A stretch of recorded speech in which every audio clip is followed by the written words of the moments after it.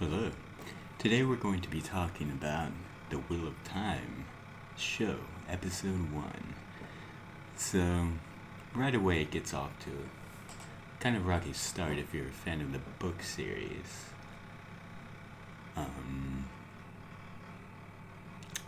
First of all, for some odd reason they decided to do away with the prologue from the book, which is considered by fantasy readers probably the best fantasy prologue that's ever been written. It's ridiculously good. It does a lot to show the world building, the magic system, explains the taint, madness, Luce Theron the dragon, and the breaking of the world, which are all very important, and does it very quickly too. Which by the end of the first episode, none of these topics have really been explained that well. So right off the bat, that's getting the show off to an odd start that they would choose to deviate like that, which makes me think that they think they can explain it better. And so then moving from there, the scene showing Logain being captured is interesting because they show that he's already insane, which doesn't happen to him in the books, let's say.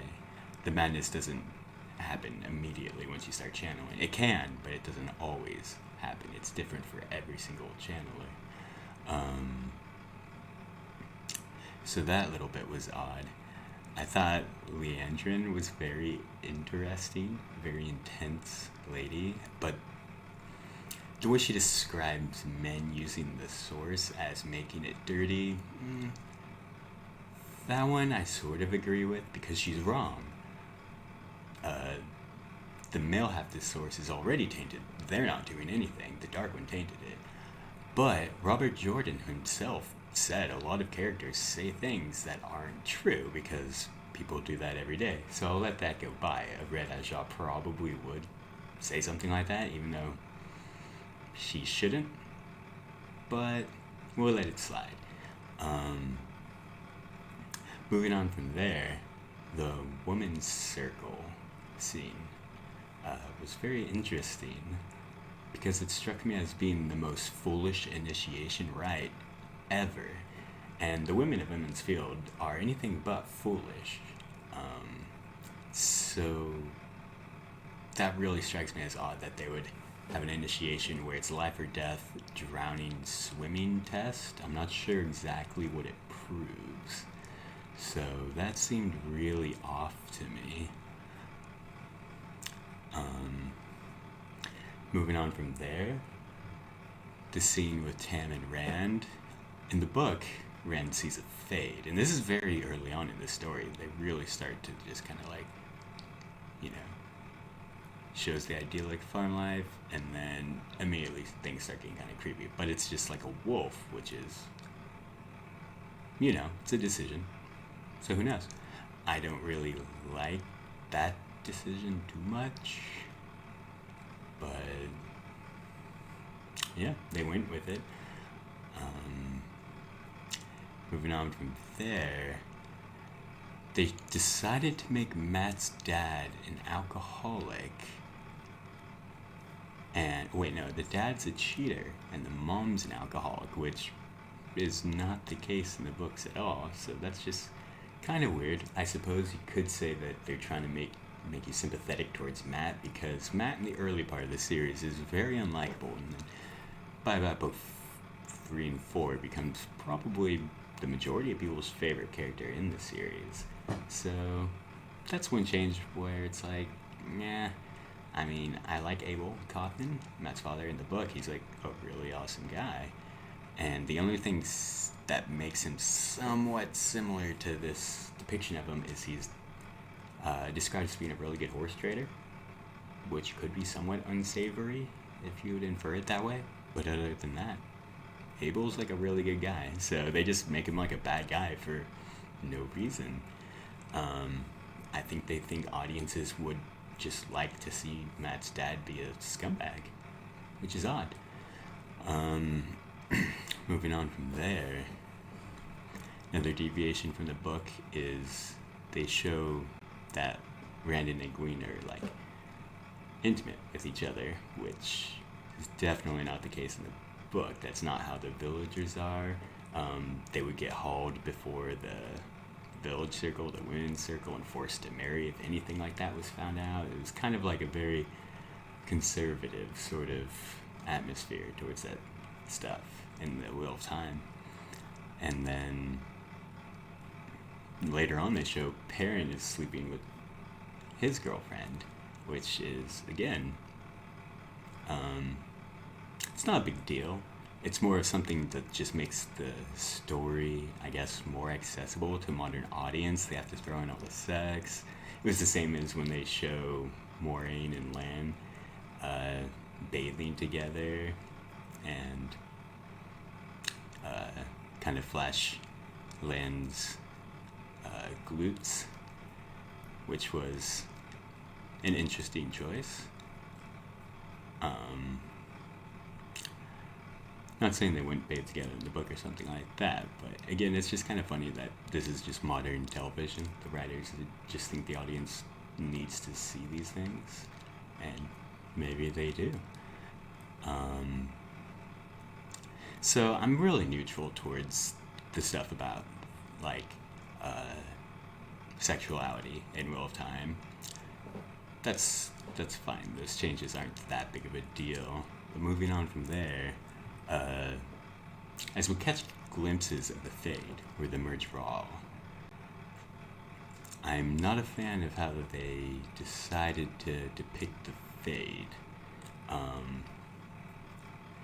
I got a real Stranger Things vibe to its mouth full of teeth, and its screaming was odd. In the book, Fades are basically just tall, skinny, devastatingly fast, cunning, and pale white, eyeless humans. But the thing that's scary about them is their stare. That's mostly it. They don't have a mouthful of razor sharp teeth. They're just uncanny.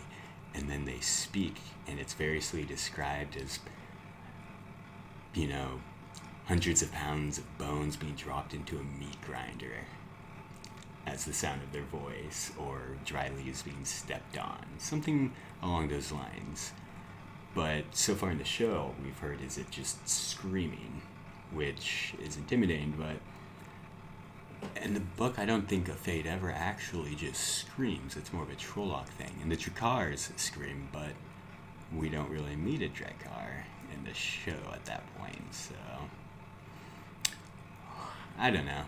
I'm not a real fan at all of how they changed the Myrddraal / Fades, to be honest.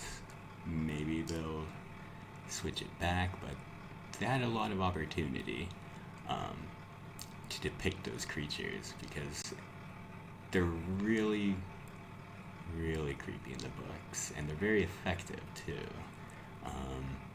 Where the Trollocs are just huge brute force beasts, which I think the show showed off fairly well. The Myrddraal are described as being very quick, agile, like serpents, and so one of them could beat like several swordsmen one after the other, or at once. So that's what makes them scary. It's not as much giant mouths full of teeth, it's the eyeless stare and the fact that they can intimidate Trollocs and fight so well that make them scary to people. There's just a sense of futility. They're almost like agents in the Matrix. That's the level that people of respect and fear that people hold for these creatures. You just typically don't want to fight one alone, for instance. But moving on from there, Paden Fane, I actually liked his casting. The actor's one of the people in the show I think that's really having fun with it, so I'm going to be curious to see where they go with that. If they make him anything like he is in the book, it's going to be the hardest character, not the hardest, but one of the hardest characters to pull off correctly, because he's insane, but not in a typical insane if that makes sense. It's hard to describe. He's like multiple different types of insanity piled atop one another with a vendetta. Um, but we'll see. We haven't really seen much of him, but I like so far what I've seen from him. Moving on from there, Nynaeve's story that she tells Moiraine is incorrect to the lore of the world. The White Tower actually is full of Aes Sedai that are peasants. In the Wheel of Time, possibly 0.5% of the entire population can be channelers, can be Aes Sedai. So the chance of a noble or, an aristocratic merchant being Aes Sedai is pretty low if they're only 1% of the population. So in fact, the towers, the majority of the Aes Sedai are from a common upbringing, but with the training, they become elevated to a level that surpasses, any aristocracy you'd see in that land. So, but once again, you could also argue, well, this is the interpretation that her mom got, was that she was turned away from being a peasant, not for being too weak or too old, which the Aes Sedai would turn someone away for being, because they're rather ageist for some odd reason. One thing that I thought was interesting about the show is that the people are very aware of reincarnation in this world in a way that they don't seem to be in the books, which has pretty interesting ramifications for like how people would interact with the world and each other when they know that it's just a fact that, they die and are just reborn, albeit without their memories. It'll be interesting to see them explore this concept because it's a pretty intense one. One of the reasons Robert Jordan supposedly didn't have organized religion in his story is because of the presence of channeling and otherworldly power would just make temples sort of redundant. So this spirituality, it's like some people in the books know about this and talk about it, but it's like very rare and subtle. Commoners don't really talk about it. But it's kind of an interesting change. We'll see where it goes. Moving on from there, we get the attack on the Two River by the Trollocs, and that was an interesting one. I thought the Trollocs were depicted fairly well. I do worry that just right off the bat, showing them just being decimated by Moiraine and Lan, just waves of power, just obliterating them, and also losing duels with Perrin, and just kind of dying, kind of takes away from their power level. In the book, one Trolloc can just tear through armored soldiers like nothing. They also strike a lot of fear in people. Usually people just run when Trollocs show up, because in the books they're described as being half again as tall as a man, so that's like 7 or 8 feet easily. So I worry that they're kind of already making the Trollocs to be sort of on the power level as like droids in Star Wars Episode 1 through 3 or something like that. Like something that's like, oh, they'll be a threat when there's just thousands of them or something. When in fact, like, one or a couple are very dangerous to the characters, especially at the start. But then I very quickly got distracted from that fight scene when, towards the end of it, Perrin accidentally kills his girlfriend. What? How the... Like, I'm just curious, for the people who haven't seen the show, like, what do they think of Perrin? If they don't show him talk to her parents, they don't show a funeral, they don't show anything. We just infer he blames it on the Trollocs, which is morally questionable. There's the fact that he stabbed her in the stomach, which shouldn't have killed her that quickly. She probably could have gotten Aes Sedai healing to fix that up, but that's not important, really, because the plot point is Perrin kills her because they seem to be trying to make him to be like a berserker, which, for fans of the book, is like really an odd switch for him because he's a very slow, calm, thoughtful person in the books, and he's very protective of Thio, which is his love interest in the book series. Like, yeah, he. It's just what they're showing and the art that they're doing for him is very odd. They seem to have mixed that with later in the first book, Perrin kills a couple White Cloaks because they were hunting him, Egwene, and his wolf friends. And in that case, he really didn't have a choice, but he still kind of wrestled with it morally because he's a blacksmith, not a murderer. So, just this whole him stabbing a woman in the stomach is just really crazy. Really weird change, really weird thing to just do to his character. So it's kind of hard to like him immediately for that whole situation. And then I just question the purpose of it. It's just really odd.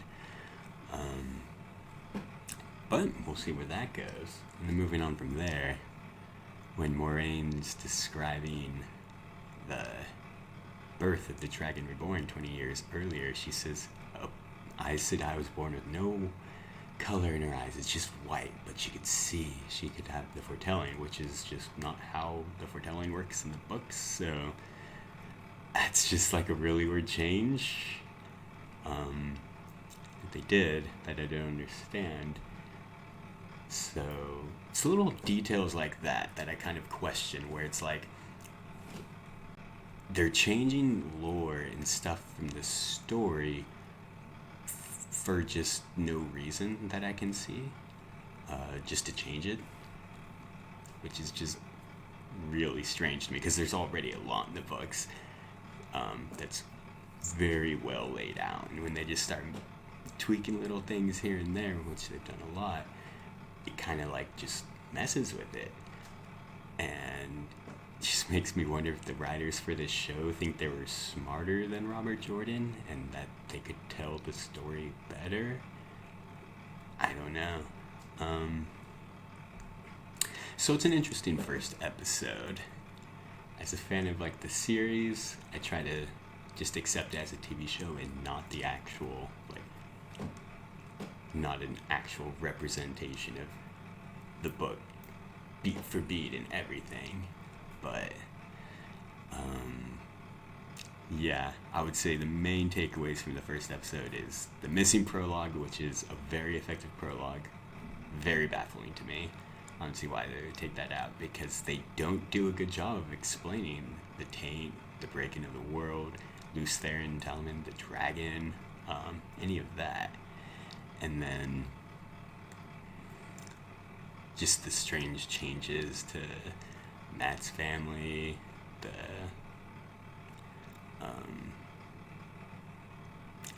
the women's circle thing, throwing Egwene into a river. It's like, what if she just drowned?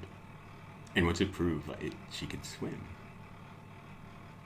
Yeah, that's useful.